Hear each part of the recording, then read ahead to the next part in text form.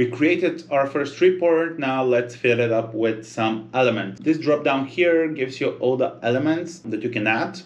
Let's start with the heading. I wanted to say, actually gonna use an assumption. And if you remember, we had this assumption called company name. And if I put it in curly brackets, it's gonna replace it. Company name, EBITDA summary. That's what I want it to be. And the idea here is, as I mentioned, that if we copy the project, change the company name, we don't have to go into all our reports to change company name there as well.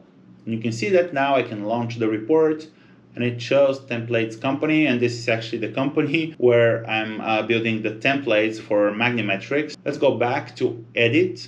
Let's add some text.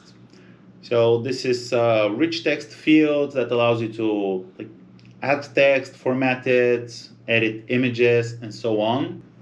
Just say this summary outlines the EBITDA performance of company name under the management of company owner name.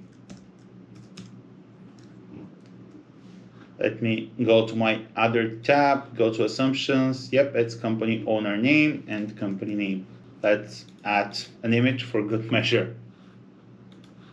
Save, and now this is here as well. We'll look at analysis points, charts, and tables in the next videos. And here, I just want to show you the page break as well. This is just to ensure that it's easier for you to prepare your report for download.